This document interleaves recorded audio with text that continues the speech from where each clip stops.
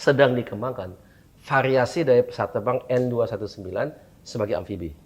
Nah, amfibi itu ada dua macam.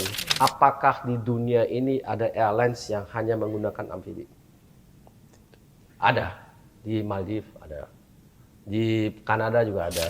Nah, itu dalam proses penyedotan udara itu bisa saja secara teoritis hal-hal yang ada di atas landasan kesedot ke dalamnya. Sehingga, dan saat ini saya lagi belajar bahasa Arab. Oh, Ya. Tapi pakai aplikasi. oh pakai aplikasi. Pakai aplikasi handphone tiap hari saya. Setiap Tiap hari hari. masih ngulik untuk Tiap hari, bahasa, iya. bahasa Arab itu ya. Bahasa Arab. Jadi doa. Semoga kita aminkan dulu. Ilham Habibie Society menuju Indonesia emas. Hello Societies, dengan Ali di sini. Roni di sini. Kali ini kesempatan ini sangat spesial Ali, karena kita bersama salah satu putra terbaik bangsa dan juga tuan rumah di sini, the one and only Bapak Ilham Akbar Habibie. Apa kabar Roni? Baik, Pak Ilham. Gimana Ali? Alhamdulillah baik. Gimana Pak Irwan? Alhamdulillah Semoga selesai. segar dan sehat. Nah, mumpung di sini kita waktunya bisa bareng dengan Pak Ilham dan di konten Ilham Habibie Society ini kita akan menjawab beberapa pertanyaan dari komentar di videonya Pak Ilham. Kira-kira ada berapa pertanyaan? Ribuan pertanyaan, Mas. Ribuan pertanyaan. Saking nggak banyaknya cukup. pertanyaan ini. Waktunya nggak cukup. Di videonya Tapi Pak kita- Ilham. iya. Karena videonya sangat menarik, jadi kita sampai menampung beberapa komentar sangat banyak sekali. Iya. Kita ringkas jadi beberapa pertanyaan saja, Pak Ilham. Oh, ya, silakan. Saya penasaran pertanyaan kayak apa aja. Udah siap Pak Ilham? Siap. Dari @antri9090. Pak Ilham, saya mau tanya nih. Indonesia kan negara kepulauan yang sebagian wilayahnya adalah laut. Nah, pertanyaannya, pernah nggak sih Bapak terbayangkan untuk membuat pesawat amfibi atau pesawat air mirip dengan Kunlok? Kunlok Pak Ilham ya? Kunlok. Kunlok, tulisannya Kunlok. Tony Agen Eja apa? gimana sih Kunlok itu? Iya. Oke. Kunlok terus kemudian karena menurut saya model pesawat seperti itu sangat membantu sekali terutama di Maluku di Indonesia Timur yang pulau-pulaunya kecil. Ya, oke. Itu pertimbangannya begini. Ya, ya.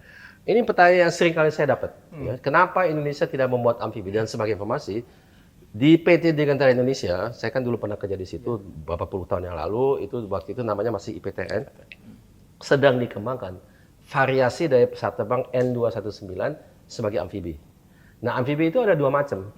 Ada pesawat konvensional, pesawat konven, dia kan ada kakinya. Nah, kakinya itu dikasih kayak sepatu, kayak sepatu. Namanya floating. Itu kayak model ada pelampungnya gitu nggak sih Pak Ilham? Ya gitu. Jadi dikasih kayak namanya floater gitu. Jadi kayak kapal kecil gitu ya, kayak kanu gitu ya. Jadi sehingga dia bisa mendarat. Tapi pesawatnya tetap yang konvensional. Ada amfibi yang benar-benar amfibi, dia tidak punya badannya itu lebih kayak kapal laut. Iya. Jadi bisa mendarat dengan badannya di atas itu ya. Kalau variasi yang pertama itu contoh yang pertama tadi itu yang merupakan variasi daripada pesawat konven itu saya kira bisa saja kita buat. Karena itu karena kalau kita membuat pesawat itu kan harus layak secara ekonomis juga, bukan saja teknis ya. Dan kalau kita lihat secara garis besar untuk menjawabnya secara gampang ya, apakah di dunia ini ada airlines yang hanya menggunakan amfibi? Ada. Di Maldives ada. Di Kanada juga ada. Tapi selain dari itu, terus terang saya nggak tahu. Nggak banyak. Sehingga apa yang bisa dikatakan mengenai kelayakan secara ekonomis amfibi, itu adalah sulit. Karena yang beli pesawat dalam jumlah banyak itu adalah maskapai udara. Tidak ada banyak maskapai udara untuk amfibi. Yang saya kenal cuma dua. Maldives dan Kanada. Udah, itu saja. Dan mereka itu menggunakan amfibi seperti apa? Amfibi yang pertama. Jadi yang pesawat pakai floater itu ya. Ya, jadi tidak pakai yang bisa mendarat di atas perutnya.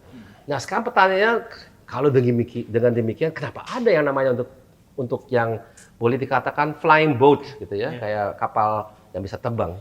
Karena di awal sejarah industri pesawat terbang itu di sebelum Perang Dunia Kedua belum ada airport yang besar-besar dengan landasan yang panjang. Jadi kalau mau diperlukan pesawat dengan muatan yang besar sekali, dia nggak bisa mendarat di mana-mana. Sehingga yang dirancang membangun waktu itu adalah pesawat yang bisa mendarat di laut. Karena nggak ada landasan sama sekali, yang besar sekali. Kalau kita lihat di sejarah ada di Jerman, ada juga di Amerika, pesawat-pesawat seperti itu. Di Italia ada Catania kalau saya. Catania, ya, Catania ya. Dan ada pesawatnya ya, nama-nama seperti itu kalau nggak salah ya. Catalia atau Catania saya lupa. Nah, jadi asal muasal daripada desain amfibi yang bisa mendarat di atas perutnya gitu ya, itu sebenarnya terkait dengan sejarah industri. Tapi kalau saat ini, kalau menurut saya boleh saja dibuat, tapi itu lebih sebagai pesawat hobi. Ya, Tidak layak secara ekonomis. Tidak Yang layak secara amfibi yang ekonomis. kedua. Artinya untuk saat ini belum terbayangkan untuk diproduksi atau dibuat. Karena tidak layak, modal kita balik. Ya, jadi kalau menurut saya sih, selain daripada kelayakan teknis, kita kan itu dibuat dalam rangka PT, perusahaan, harus cari kelayakan secara finansial dan ekonomis. Kalau modalnya tidak balik, ya susah lah, gitu ya, susah. Jadi ya, bagaimanapun kita juga harus memikirkan aspek itu. Tapi memang perlu, kalau dengan demikian, bagaimana dengan pulau-pulau kecil itu, apa tidak ada solusi? Ya, bisa dengan amfibi yang pertama, misalnya, seperti itu. Tapi seringkali yang saya temukan juga, sekecil apapun, kalau yang sangat amat kecil, misalnya di bawah 100 km segi, square kilometer itu ya, itu mungkin yang sangat kecil, mungkin tidak bisa dibuat landasan pendek. Karena sudah tidak banyak orang yang tinggal di situ. Di situ mungkin pakai amfibi.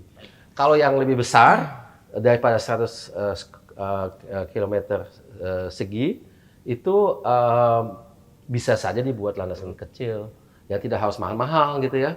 Tidak harus pakai aspal misalnya, bisa dengan rumput atau juga kalau kita lihat alat-alat untuk sistem navigasinya juga semakin murah.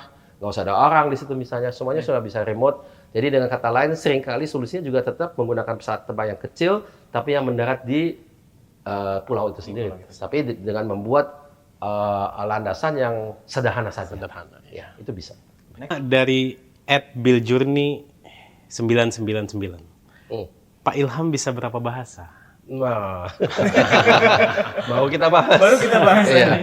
Kalau yang benar-benar lancar untuk misalnya kasih pidato secara spontan ya, mengenai topik tema-tema yang saya kuasai, itu ya tentu bahasa Indonesia, bahasa Inggris, dan bahasa Jerman. Tiga-tiganya itu levelnya hampir sama, tapi saya harus akui saat ini yang paling lancar masih bahasa Jerman. Ya, karena saya lama sekali di situ. Saya kan lahir dari TK, SD, SMP, SMA, kuliah, S1, S2, S3, kerja 31 tahun lamanya di Jerman saja non-stop. Jadi tentunya bahasa Jerman saya sangat amat fasih, seperti orang Jerman. Kalau Indonesia, karena saya sudah lama juga tinggal di Indonesia, dan banyak sekali pengalaman di sini sebagai profesional, atau juga sebagai dosen, sebagai entrepreneur. Jadi ya memang saya juga, dan orang tua saya tentunya ya kan, mengajar saya bahasa Indonesia dari kecil, tapi saya nggak pernah belajar bahasa Indonesia secara formal, gitu. Nggak pernah di sekolah. Ya, tapi Pak Ilham dari selama perkuliahan itu ada beberapa bahasa tentunya kan yang mesti dikuasai. Oh ya, kalau sewaktu saya, ya kita mulai dulu dengan sekolah SMP dan SMA. Di Jerman ada keharusan untuk belajar bahasa lain selain daripada bahasa Jerman, bahasa Inggris. Saya belajar waktu itu bahasa Latin. Bahasa Latin itu bukan bahasa yang untuk bicara, tapi hanya baca dan menerjemahkan saja. Jadi karena saya juga belum pernah ketemu seorang Romawi kan, mau bicara dengan siapa? Mungkin dengan Paus misalnya. Tapi kalau yang lain kan tidak ada yang berbahasa Latin. Tapi oleh karena itu, saya memang tadi kan pertanyaan Ali dan Roni, saya bisa beberapa bahasa. Karena saya menguasai bahasa Latin, agak lumayan waktu itu, saya belajar beberapa bahasa yang berdasarkan Latin, yaitu adalah bahasa Itali, Yunani, Spanyol, dan bahasa Prancis. Ya, itu. Jadi itu tiga-tiganya saya pernah belajar secara formal. Yang paling baik dari tiga itu mungkin bahasa Spanyol. Saya 4 tahun lamanya belajar bahasa Spanyol. Kalau Italia hanya 1 tahun, kalau Prancis mungkin juga hanya 1 tahun saja. Tapi karena pengalaman saya memang suka sekali pergi ke ketiga negara tersebut. Kalau ke Prancis itu karena banyak hal terkait dengan bidang saya, itu aviasi. Banyak perusahaan yang berkedudukan di Prancis seperti Airbus misalnya ya. Airbus kan headquarter-nya di Prancis. Biarpun juga ada tempat di Jerman dan di Spanyol juga ada, tapi kayaknya headquarter-nya memang di Paris. Nah, karena itu saya memang sering ke situ. Kalau Italia, saya suka sekali sebagai negara karena saya suka budayanya, saya suka makanannya. Termasuk kopinya? Oh, kopinya saya sangat cinta, dan espresso, cappuccino, macchiato dan sebagainya ya. Saya sangat suka itu. Kalau Spanyol, saya juga sangat tertarik dengan Spanyol karena sejarahnya menarik, apalagi kita di Indonesia kan ada gimana ya, kalau kita membayangkan zaman Islam yang boleh dikatakan zaman emas karena sangat maju, sangat bebas dan aman, itu kan di Andalus. Dan itu memang kelihatan sekali kalau kita mempelajari bahasa Spanyol, pengaruh dari bahasa Arab itu masih kelihatan. Jadi itu buat saya sangat menarik dan oleh karena itu saya pernah belajar secara intensif. Oke. Pak Ilham, ada pertanyaan lagi nih. Ya, silakan. Dari Fly Tentrem. Dan saat ini saya lagi belajar bahasa Arab. Ya.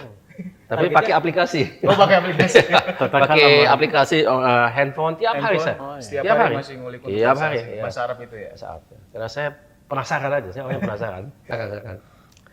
Dari Ahmad, susah juga nih. Ahmadin Maulid Haki. Oke. Pak Ilham mau tanya, kenapa posisi sayap pesawat dengan menggunakan turboprop rata-rata di bagian atas badan? Sedangkan yang menggunakan turbofan seperti Airbus A320 atau B737, sayapnya berada di bawah badan. Mohon pencerahannya. Oke. Jadi begini, ini memang terkait dengan spektrum pesawat terbang turboprop di mana dia mendarat pada umumnya. Karena dia memang kecil dan pakai turboprop, pesawat seperti itu sangat cocok untuk terbang dan ke destinasi-destinasi dengan landasan yang pendek. Landasan yang pendek itu seringkali tidak semulus dan tidak serapi seperti landasan yang lebih besar karena dia berada di kota besar. Oleh karena itu, sering yang kadang ditemukan di landasan itu adanya kerikil-kerikil kecil. Ya, sehingga kalau sayapnya ada di atas badan dan engine-nya juga demikian, maka dampak daripada ketidakmulusan landasan itu tidak begitu besar kepada engine itu, karena dia kan menyedot udara dari sekitarnya ke dalam engine-nya untuk menciptakan gaya dorong. Nah, itu dalam proses penyedotan udara itu bisa saja secara teoritis hal-hal yang ada di atas landasan kesedot ke dalamnya, sehingga agar supaya memang spektrum dia bisa mendarat dan tinggal landas di airport-airport yang lebih kecil itu dioptimalkan, maka sayapnya di atas badan. Ya. Itu soal engine-nya. Nah, kalau kita lihat pesawat yang lebih besar, kita harus bayangkan turboprop itu biasanya sampai 70-80 ya. Maksimal 100, tapi itu saat ini nggak ada yang 100 ya. Jadi katakanlah di bawah 80 penumpang. Kalau kita bicara mengenai 320 atau juga 737 itu hampir 2 kali lipat besarnya. Sehingga airport yang ditebangi oleh mereka itu udah punya landasan yang kurang lebih 2,5 sampai 3 km, kotanya lebih besar, penumpang yang mau menggunakan itu juga lebih banyak, sehingga kualitas daripada landasannya juga biasanya lebih baik daripada di pesawat di airport-airport yang lebih kecil. Jadi itu alasan utamanya itu sebenarnya, lebih terkait dengan airportnya. Atau terkait landasan berarti? Landasan, iya, kualitas landasan itu. Betul. Baik, barangkali cukup Pak Ilham karena waktunya Beliau sibuk juga. Iya. Jadi terima kasih banyak Pak Ilham. Kembali, terima kasih. Semoga tadi yang sudah dijelaskan sama Pak Ilham bisa menjawab pertanyaan-pertanyaan atau komentar-komentar netizen, dan yang belum dibacakan semoga bisa dibacakan di lain kali. Iya. Dengan senang hati. Terima kasih banyak Pak Ilham. Jadi Kembali. saya pikir tidak ada negara maju tanpa adanya industri yang kuat. Tidak ada negara maju tanpa teknologi canggih. Indonesia Emas 2045. Kita yakin bisa. bisa. Terima kasih, Harus Pak Ilham. bisa. Terima kasih. Terima kasih. Terima kasih.